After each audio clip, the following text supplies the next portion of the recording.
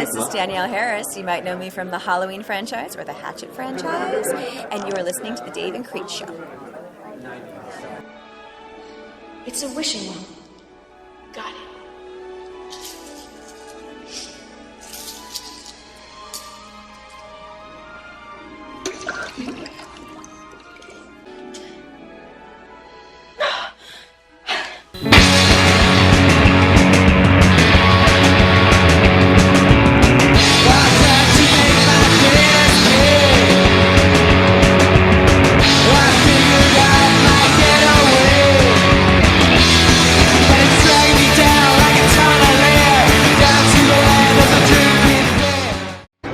Waiting for you, motherfucker.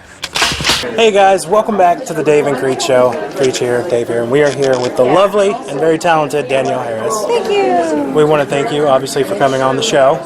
And actually, before I did a podcast, I met you 7 years ago at Walker Stalker. Okay. And I want to atone for my sins back then, because thinking back on it, when I first met you, the first thing I ever said to you was...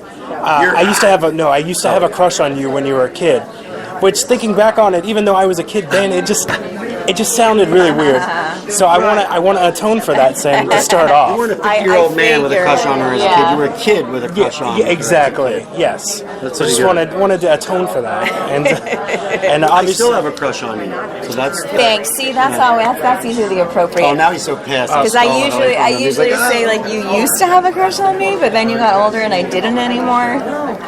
Yeah. Well, Dave stole my thunder, so yeah. Now I'm gonna turn redder than the sunburn I was on this guy's set. He came down to Felissa and our film down in Orlando. He came down, and it was the one really sunny day that we were all getting just burnt. Just burnt. 14 hours is rough. Yeah. Oh my God. 14 hours. That's independent film shooting. Right. on an easy day. Yeah. So I know most people probably lead off with obviously the Halloweens, but I'm going to lead off with a little different of a movie. I don't even know if you have a 8x10 of it over there, but Wish Upon a Star. I do, and I do have an 8x10 of Okay, it. because but I bring about 2 or 3 only to a show, just in case someone's like, that was my favorite movie, you don't have a photo? Yes, that was one of my favorites growing up. It was kind of like Freaky Friday a little bit, and the sisters switching bodies and everything. Yeah. Obviously, you were still very young in your career, and Katherine Heigl was as well. Yeah. So, just is there any memories that you can think back to working on that? It was really fun. I mean, I was a little bit older than her, so it was kind of just appropriate that I played the older sister for more of the movie. But the funny thing, there's a scene where I have to drive a Jeep in it, when I switch bodies, and then I'm the older sister, but I don't actually know how to drive stick, and she's supposed to beat me, and she's supposed to know how to, and I'm switching it around. I'm supposed to know how to, she's not supposed to know how to. Right. But it was in real life the opposite. So I was driving us, and I almost crashed right through into the school because I I mean, first of all, it's a Jeep Wrangler. I'm short, so it's very difficult to get the clutch in all the way and your foot on the pedals and drive at the same time, so I almost crashed, and then she had to pretend to not know how to drive, so she was pretending to jerk the car. So it's a little cheesy story, but I don't have too much. Well, hey, that's still a good story that adds even to the more, I guess you could say, comedic aspects of You'll see when I pull into the parking lot, if you watch it again, watch how fast I pull the car in, because I finally got it to stop from shaking, and mind you, I still can't drive a stick shift. To this day, you still can't. Yeah. Not well. Now it's.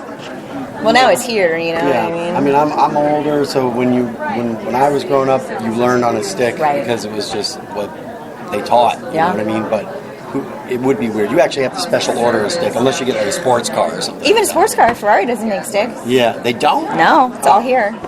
Oh yeah, the ship paddles. Yeah. Wow. It's crazy, right? Yeah. So Dave, being the older one's the only one of us, because I don't know how to drive stick either. So. Oh really? We're just going to throw you out there. I have driven like sports cars like Aston Martins and stuff where they're sticks, and the difference between that and a Toyota Tercel with a stick is the clutch is super heavy. But they shift in much easier. You don't, like a Toyota, you have to get it just perfect. Right. Where the clutch on like a sports car is way wider. Right. It's literally as you're stepping on it, you just put it in, it finds itself. But it is heavier for some reason. So I'm not a car junkie guy. I don't know why that would be. Just probably because the parts are just super heavy duty. Right. Because they're going to super Not fast. not yeah. made in China. Yeah, exactly. What age did you start in biz? I like to call it the biz. 10 when I did this one. 11. So was that your first film? First feature, yeah. First feature? I was already on a soap opera. Yeah, I was on a soap for about. First job, I was, I think, 8. 8 years old. Okay. I did an episode of Spencer for Hire. Yeah, Spencer for Hire. Remember Robert Urich back in the day? Yes, that was after Vegas, right? I was after Vegas. Right, yep. right. And then I did One Life to Live for 2 years before I ended up doing that. What was your character on One Life to Live? I played Sammy Gerritsen, Rafe and Delilah's daughter. Got it. And how did that end?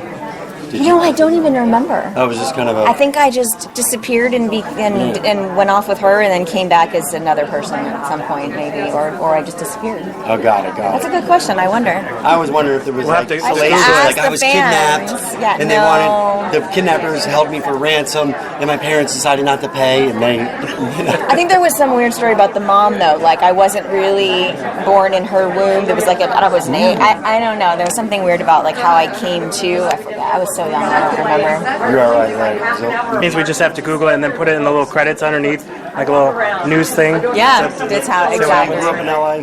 New York, half New York, half LA. Okay, so you started your acting at In New York, yeah. Right. So And then went to LA when I was 12. So were you cast in this out of New York? Okay. Interesting. Yeah, and then we shot both of them in Utah. Got it. So when did you move out to LA then? Right when I was like just before I was 13. Got it. What do you like better, New York, LA? I mean, LA's so beautiful, but I don't really like LA. Right. I prefer New York, but it's just so freaking crowded that I don't know. Yeah. I just moved to the burbs in LA though, so. Yeah, me too. But I'm not a city guy. My wife is. She wants city. She likes tall buildings. Oh, she yeah, likes noise. I'm like. I want quiet. I want like I don't want anyone. I want no one on the streets. I'm good. And that's why I live in South Carolina.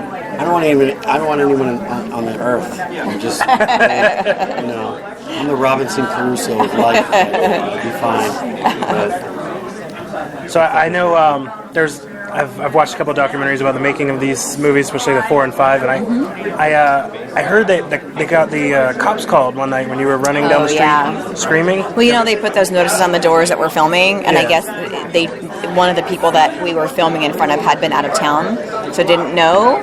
And then they called the cops that they thought somebody was being kidnapped. And then it ended up in the Inquirer that I was almost kidnapped off of the set of Halloween 4. I wish I had that article still. we actually, because you're in Victor Crowley with me. Oh, spoiler alert. But you know what? It's been out for... It's been out. If you haven't for a couple seen years. it, Then you're not a real fan. That's your loss. You know what I mean? I won't spoil it. But so I want to talk about what might be coming down the pipe on, say, a Victor Crowley Hatchet franchise for you. But you didn't... Oh, you did. No. Where did you shoot your scene for that? In Adam's friend's house. Right. So you In the DP's house, actually. So you didn't come out to our set No. in Palmdale where the swamp was. We had a lot of screaming. It was the opening scene. Do you remember the opening scene where Tyler? He gets killed, but where Victor chops her fingers off. Yes.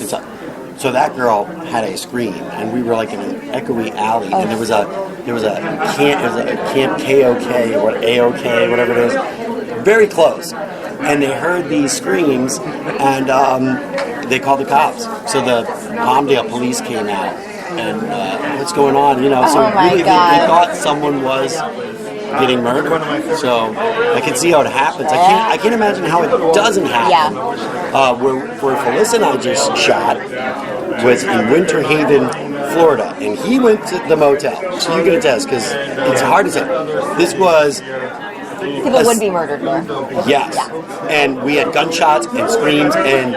No comment. No, the only thing that happened is someone went to the front desk going, is 303 going to be available now? Oh my you know what I mean? Like, God. heard some bloody curdles in 303. How long will that take to clean up? Because I've been waiting for that one to open up. Like, it was the weirdest thing. Nobody even... used to it. Yeah. We mean gunshots and That's screams. crazy. Possibly people doing meth in the room next to you. Yeah. Yeah, they were. Yeah, it was crack. I found out it was crack. Oh. I told people what I heard, and they go, "No, that's crack. That's popping sound is a crack." People think making movies is so glamorous, right? Yeah. Yeah, they do. It is glamorous, but that's what they're into. Depends on your definition of glamour. Yeah. So,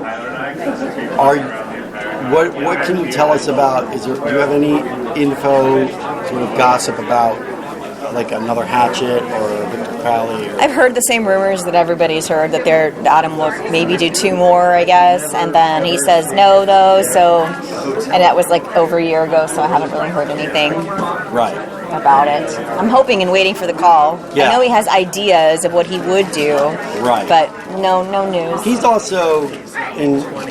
You know Adam very well. I know him very well, and I think a lot of our audience is aware of him from his own podcast and stuff that he does in his movies. So I think everyone knows how much stuff he does. You know what I mean? And so he's always buried in a million things, and then like you get the call, it's like, okay, we're going. You know, it's like, oh, wait a second. So I do agree that you'll probably just get a phone call and it's like, we're going, versus, and it'll be that thing where he didn't even know it was going to go for a week before. But I know he's working on one, and I would assume with the ending of I better come back. I'll be pissed. Yeah. I hate the fact that I get killed. And, when I first started horror movies, like Devil's Rejects, I killed them. And then they make a sequel where they live, and I was like, this is bullshit. I killed them. This is no good. But my friends, because I'm an a-hole. I mean, especially I'm a prankster and stuff. So my close friends, when I got into the business and I was doing horror movies and stuff, they're like, oh, I cannot wait to see how they kill you. And the type of characters I play was like, oh, he's going to get it so bad. Like, even in that Devil's Rejects, it's like, that dumb deputy, he's going to get it. You know what I mean? And I was like 22-0. I didn't get killed for my first 4 movies. Wow. And now, since then, I'm like 0-28. So, like, I'm like... And a lot of it has to do with Felissa, because we do a lot of movies together, and I'm always at the end where, and Felissa kills me. Kills you, of course. Mother, but the Hatchet one, it was the first one where I was the hero killing the bad guy, but at the same time simultaneously getting killed. And I was like, oh. So it leveled the playing field. Yeah, but I didn't want to die. I was like, this sucks. What if I fell off to the side of the engine? No. I mean, you could have a cousin that looks just like that's you. Right. Well, there's a kiss at the end. Because in that storyline already, Harry already has the twin brother. Yeah. So, and I tried to pull that off. I improvised the line of the kiss to Lord. I was like, take care of my twin brother. And then I ran off, and they laughed and goes, can't do it, no. Like, Harry already has it. I'm like, yeah, and then I was pitching him, it's dark. I could have fell. And he's like, no, you're dead, dude. You're dead. I go, this is... Come on, Adam. I've been wanting to work with him for years. But. And we're going to switch to the other Halloween series. Obviously, you did these in the late 80s, and you developed a huge fan base. A lot of people were mad you didn't come back for 6, but in the end, thank God you didn't, because of what happened to your character. How was it really to be approached to come back for this one and then go on to do 2 more as a different character? Well, it was nice to, just come back in the franchise and to play a different character, which hadn't been done before, right? So it was nice to be back. It's like going to summer camp the next, you know what I mean? Like, you're like, oh, this is familiar, and it's family, and you just pick right back up where you left off. So it didn't seem like 20 years had passed. Yeah. And like you said, you didn't survive the second one. I didn't, but it was okay. Yeah. It was time to go. There's a new Halloween series, though, so maybe you can come back on this one, be the first to three-peat it. We'll see. That might be a little weird, but I'm open to it. Right? Now, I think it should. I think if they had any brains, they would. You know what I mean? Right. Well, I'm definitely not in the next one, so you never know. I told him I want to do and it would really have to be the first Halloween, but I just want to do a little short where, and I'll just get Tyler to do it or somebody bigger, but Michael Myers wasn't that big in the first one. You know what I mean? Like, they got bigger and bigger. Yeah. It's like Rocky. Serial killers and Rocky are the same way. It's like Rocky was this pudgy guy in the first one, and he was almost dumb. Like, killing a bird. Right. And by the end, he's a stockbroker, and he's ripped. And it's like, I've never met a boxer that gets hit more, and actually, like, his body gets actually stronger and smarter. And it's kind of like this. It's like Michael Myers is growing bigger and bigger. He's like eating his people. But I want to do one where he's like gets in that car, and it's like, wait, you were arrested as a kid. How do you know how to drive? And I just want to see this thing where he's like smashing things and he has to get out of that car. It doesn't even have to be the car he's driving around, because he wrecked the first one. He could do the Wish Upon a Star thing. There you go.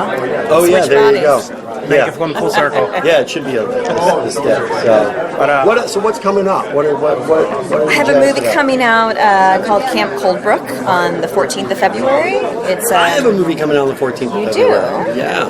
It's not What is it called? It's called Spy Intervention. But and it's not a horror movie. It's a romantic comedy spy thing, kind of like a Mr. and Mrs. Smith. Right. But it's just crazy that our movies are coming out. Valentine's Day. Yeah. That's nice, right? It's So the these day are of date love. movies. These are date movies. Yours is a better date movie than mine for guys. Because my movie stars Drew Van Acker, and he's shredded.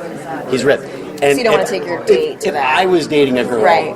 I don't want to. You want to take her to a scary movie that she can like hold on to her man. Not the movie where it's like, why can't you look like that? You know. So, Exactly. So tell us about the film. Camp Coldbrook. I'm a producer of a reality show that Chad Michael Murray actually is the star of, and we're about to be canceled. And we've got one last shot to pull in ratings. So we got to this place called Camp Coldbrook that nobody yet has done anything on, and all this crazy stuff happens, and you find out that all these kids were killed, and in order to reverse some things, some more things have to happen, and it's pretty cool. It's very like 80s kind of feel. They actually are comparing it to Sleepaway Camp a little bit. Oh, that's kind of cool. It's got that vibe. And so. is there some? I'm not. Go and watch it. How will people enjoy this on February 14th? It is actually coming out in select theaters. Yeah. Which is shocking because no movies ever come out in theaters. Ours is doing the same thing. I don't know It's what great. this new I'm thing like, is. wait, what? The theaters. So theaters, and then I believe it's actually going to be on VOD as well. At the same time. At the same time. Right? Yeah. Yep. Which so you can do a stay home and chill. Yeah. Or take your significant other out to a nice dinner and a movie. You should do that. And I mean, I'm sensing that one of either you or Chad has something to do with what's going on at the camp. Maybe I don't know. You know what I'm saying? Or They neither. have to see. Huh? Find out. You have to That's see yeah. it. I don't want to give it away, but No. I'm just saying, because being a producer of a reality show, you could probably be pretty ruthless. We may live, we may die. Who knows? Yeah. You'll find out if you go see it. How is it? You have two kids. Yep. How is it working as a working actress and a mother with the long hours and the travel? Yeah. You know, and I'm really close friends with Melissa, and I'm just like, it's crazy. You know, it's like it humbles a man for sure to see women, Do everything. doing that, and also being a mother, because I get to just be the dad that texts. Right. What's up? Cool. Right. It's definitely complicated, but it makes it better. My baby comes with me when I travel for work. My kids come with me. Yeah. You just don't take the movie that you're going to be gone for 15 hours a day. Things change. You're not number one on the call sheet once you have kids, unless you want to be. But I don't actually want to have that much time away from my kids. Yeah. No, because they don't stop growing. They don't stop aging. It's very, very fast. You know what I mean? And you know that from having your first kid, and now with Jagger, it's like crazy, take it, so fast. like enjoy it. That's the gift of life right here. Yep. That's really why you're around. You know what I mean? We can make movies later. Yeah, it's true. Yep. Look how she looks. She's got a career ahead of her. We shall with see. The beauty, you know what I'm saying? So. Aw, thank you. Awesome. Any other questions? No, that's good, dude. Did you get fan questions or anything? Yeah, well, I asked one of them earlier with the Wish Upon a Star. Okay. Because it was my ex-wife. She's actually the first person to introduce me to that movie, and I thought Well, see, she was good for something. Exactly. There you go. And He has a daughter. There's the other thing. There's the other thing. There you go. There you go. Yes. Greatest thing ever. That's right. All right. And She looks just like you too. she does. Yep. Yep. And she's smiling. And she's smiling. All right, but yeah, that's it. We appreciate you taking some time out. We know you got to catch a flight. Thank you. Yes, I do. Awesome. Awesome. Thank you so much. Sure.